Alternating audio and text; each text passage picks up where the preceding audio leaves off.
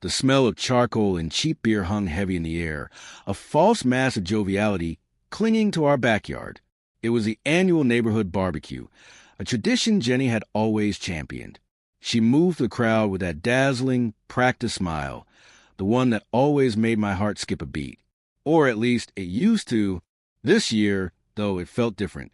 Hollow, almost like a carefully crafted stage prop, rather than genuine joy. I watched her from the edge of the patio, a lukewarm beer in my hand. She was beautiful, no doubt. Her golden blonde hair was pulled back in a loose ponytail, a few strands escaping to frame her face. The sun caught the freckles dusting her nose, making her look younger than her 38 years.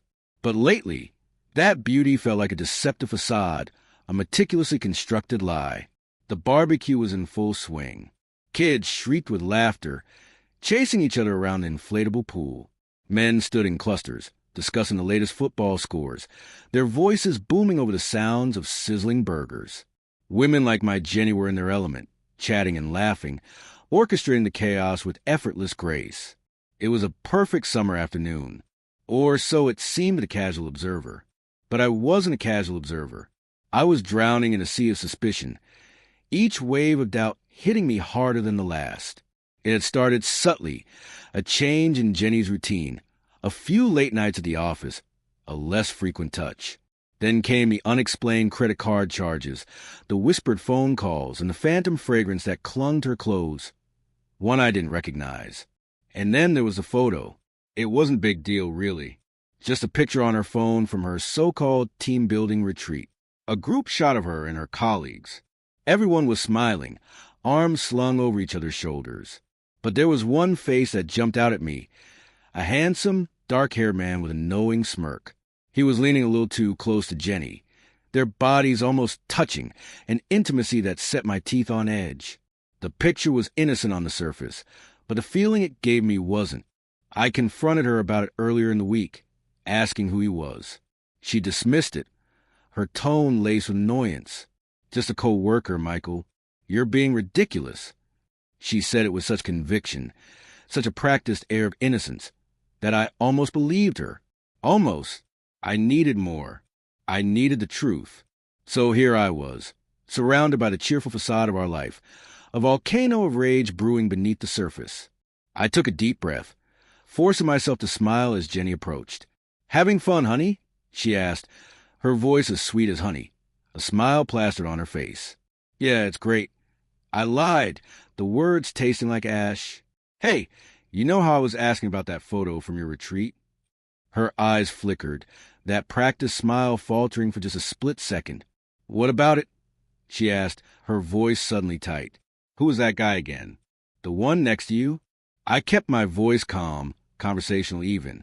She laughed, a forced, brittle sound. "Seriously, Michael, we've talked about this. Just a co-worker. I told you, Michael, you really need to let this go." Her hands began to tremble, a subtle tremor that ran from her fingers to her wrist. It was barely noticeable, but I didn't miss it. "Is that all he is? Just a co-worker?" I pressed, my voice low and dangerous. The air between us crackled with tension, the festive atmosphere of the barbecue suddenly forgotten. Her eyes darted around the yard, as if looking for an escape. She opened her mouth to speak, but no words came out. Her face pale beneath her carefully applied makeup, her breathing becoming shallow and rapid. The image of that photo flashed in my mind, the way the man looked at her, the way she didn't pull away, and something inside me snapped. I grabbed her phone from her hand, swiping quickly to the photo, my thumb hovering over the zoom button. "He's not just a co-worker, is he?" My voice was barely a whisper, but it dripped with accusation. Tears started to well in her eyes, genuine tears this time. Her facade was crumbling, the lie finally falling apart. "Michael," she choked out, her voice thick with emotion. "Don't," I said, cutting her off. "Don't even try." I didn't yell or scream, not yet, anyway. I just walked away, leaving her standing there, a tear-stained mask in the middle of our meticulously crafted lie. I didn't know what I was going to do, but I knew I couldn't stay there another minute. I had to get out. I walked toward the garage, the need for space overwhelming me. I needed to breathe, to think. But what I found there changed everything. Parked at the back of the garage was a car I'd never seen before, a sleek black Audi, brand new, with a license plate that didn't belong. An envelope lay on the dashboard, a card peeking out with my wife's name on it. My hands shook as I pulled the card out. The words on it were a punch to the gut. To my darling Jenny, for every stolen moment. Can't wait until next time. Love, David. This David was not just a co-worker. I felt a surge of adrenaline rush through me, a cold, sharp fury that blotted out everything else. I grabbed a baseball bat that was leaning against the wall, the wood cold and heavy in my hand.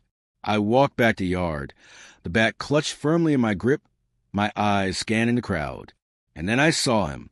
He was standing near the grill, laughing with a group of men, his hand on Jenny's back as she came to get a burger. The man in the picture, the man who had been stealing my life. I saw the way his eyes lingered on her, a predatory glint that made my blood boil. I pushed past the crowd, the bat held low. Time slowed down, the sound of barbecue fading into a dull roar. My heart was pounding in my chest, a drumbeat of rage. I marched directly to him and, without a word, I swung the bat. It connected with his shoulder with a sickening crack, a bone-jarring impact that sent him reeling backward. He let out a guttural cry, clutching at his arm. The laughter of the crowd died instantly, replaced by stunned silence. I didn't stop. I moved toward him, my face contorted with rage. I swung the bat again, this time catching him in the ribs. He crumpled to the ground, gasping for air, the sound of his pain echoing in the sudden silence. You! I growled, my voice low and menacing. You took her away from me. You broke my family. I raised the bat again, ready to unleash more violence, to make him feel a fraction of the pain he'd inflicted on me. But the crowd was pulling me back, hands reaching out, trying to restrain me. They pulled me away, the force of their bodies making me drop the bat. I looked down at the man on the ground, his face pale and contorted with pain, his eyes wide with fear. And then I looked at Jenny. Her face was white as a ghost, her eyes wide with horror. The tears had stopped, replaced by a mask of stunned disbelief. She saw me, saw the violence I was capable of, and I knew that was the end, that the trust was gone, that I had taken it to this extreme. The life we had built, the house we had made a home, was shattered beyond repair. The police arrived soon after, sirens wailing through the quiet neighborhood. I was taken into custody, the accusations and the looks all directed at me. I didn't fight it. I didn't try to explain. The rage had subsided, replaced by a hollow emptiness. The barbecue was over. I spent a night in a cell, the cold steel bars a stark reminder of the reality of my life. I was charged with assault, and in the days that followed, the world I knew came crashing down around me. Jenny filed for divorce. The accusations of my violent behavior were plastered across the local papers. Friends and neighbors turned away, their expressions a mixture of pity and disgust. I was labeled as the aggressor, the monster who had ruined everything. But I had finally gotten the truth, the ugly truth of my life with Jenny, the hollow smiles, the practiced lies, and in a way I felt free. The legal proceedings were a blur of court dates, lawyers, and harsh words. I didn't fight it. I accepted the consequences of my actions, the humiliation and the judgment. I knew I had crossed a line, that the violence wasn't the answer, but it had been a release, a way of making her pay. And the truth came out because of it. I had to believe that. In the end, I lost everything. My house, my wife, the respect of my community. But I gained something, too, the knowledge that I was not the fool I had been. I could finally look at myself in the mirror without feeling the weight of her lies crushing me. I moved away, finding a small apartment in a different part of town. I worked odd jobs, slowly rebuilding my life piece by piece. I learned to live with the anger, channeling it into something productive. I joined a woodworking class, finding solace in the texture of the wood, the satisfying sound of tools. And I kept my bat, not for revenge, but as a reminder of how close I came to losing myself. One afternoon, months later, I ran into a mutual friend, someone we used to socialize with often. I was surprised he stopped to speak with me. After a few minutes of small talk, he lowered his voice and told me he knew what Jenny had done. He mentioned that she lost all her friends in the neighborhood because word got around. No one wanted anything to do with her or the person she had been having an affair with. That David fellow had left the state, and Jenny was a pariah. Karma, they called it. I walked away that day feeling a sense of quiet satisfaction. It wasn't the revenge I had sought the day of the barbecue. The bloodlust had been replaced by a quiet understanding of what had happened.